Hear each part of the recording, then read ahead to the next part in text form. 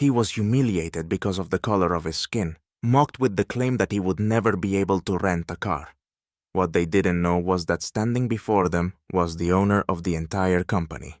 What happens next will stun even the most seasoned observers.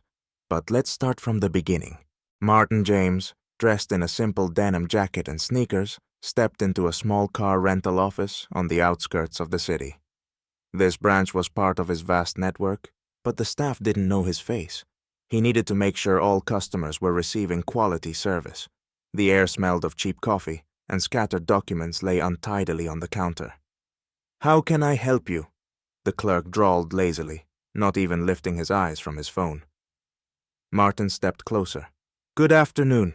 I need a mid-range car for a day," he said calmly. The clerk, whose badge read John, looked up and gave Martin a disdainful once-over. It was clear that John didn't consider him a customer worth his attention. "Sorry, we're fully booked," he snapped, smirking slightly.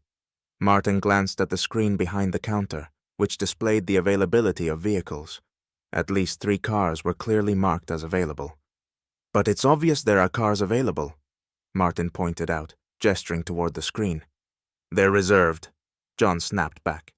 Then, lowering his voice but speaking loudly enough for Martin to hear, he muttered, "Customers like you usually just steal or damage property."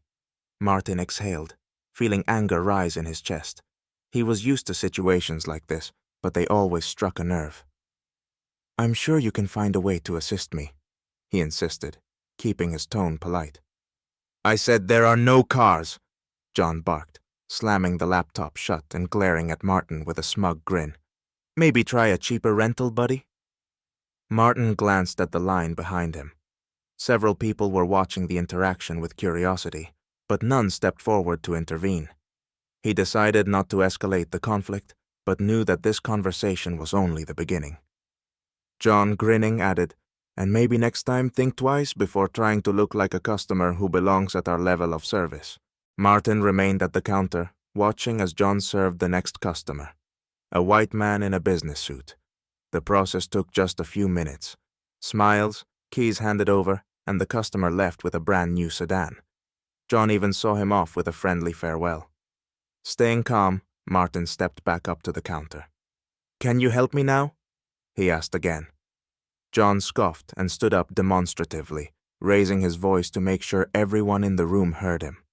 "Look, I already told you, there are no cars.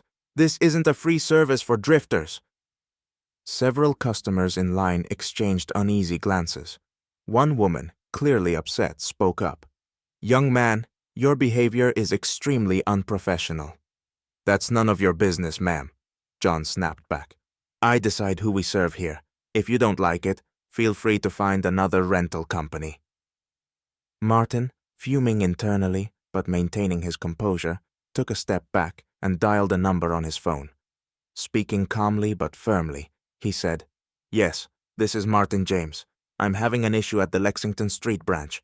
Please prepare the manager and send him here." Ending the call, he turned back to the counter and said quietly, "I'll wait here. I believe the situation will be resolved soon."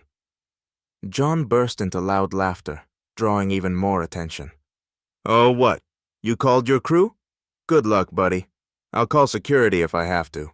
At that moment, the office door opened, and a man in a business suit entered, the regional manager of the branch network.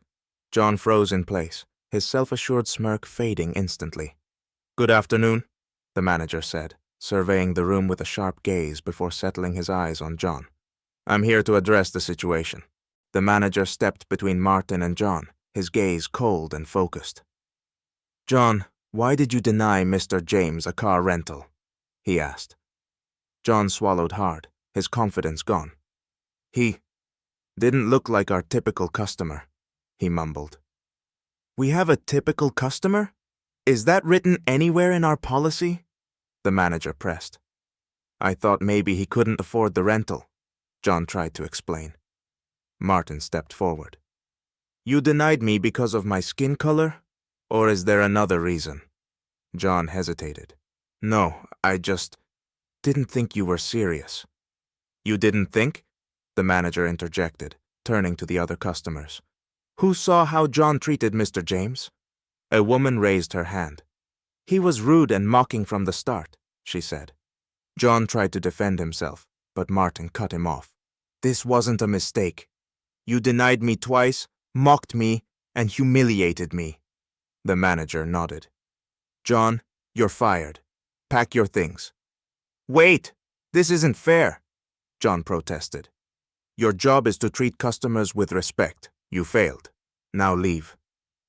John threw a final glance at Martin before storming out, as the other customers muttered their approval. Martin turned to the manager. Thank you for resolving this, but we need to address the rest of the staff. Of course, Mr. James, the manager replied. We'll implement training and review our policies immediately. Turning to the customers, Martin said, Thank you for your support. I promise that in my company, no one will ever face such treatment again. After John's departure, the atmosphere in the office grew more tense, but a sense of justice lingered in the air. Martin looked at the gathered customers and staff. Thank you for your patience during this situation. Today, we didn't just deal with one person. We saw where the entire company needs to improve, he said firmly. The customers began to applaud. The woman who had stood up for Martin earlier spoke up. Thank you for standing your ground.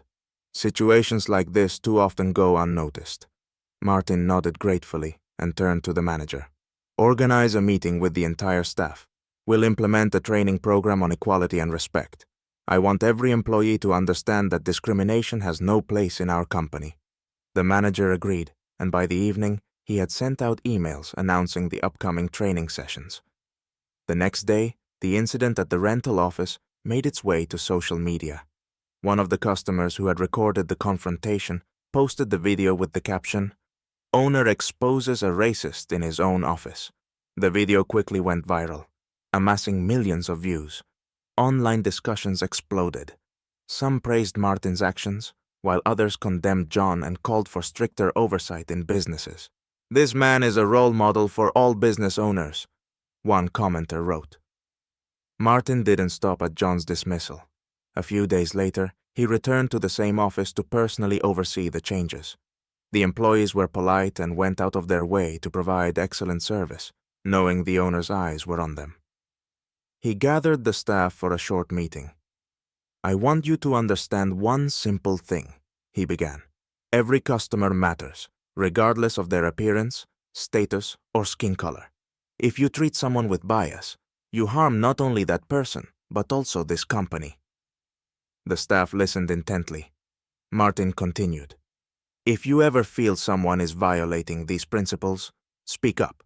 We'll do everything to address the problem. We won't tolerate injustice, inside or outside this company. His words were met with murmurs of approval. The manager added, We've already started the training sessions to make this company the best for both customers and employees. Meanwhile, John, now unemployed, tried to post his side of the story on social media, accusing the company of treating him unfairly. However, his posts gained no support. People remembered the viral video showing him mocking Martin. A month later, the Lexington Street office became one of the highest-rated branches in customer reviews. Customers praised the staff for their politeness and professionalism. Seeing the results, Martin knew this wasn't just a victory over one individual. It was a step forward for the entire company. The story not only transformed the office, but also served as a reminder to everyone that fairness and respect are essential in every aspect of life. The outcome was simple. The company grew stronger, the customers were happier, and Martin's name became a symbol of the fight against discrimination.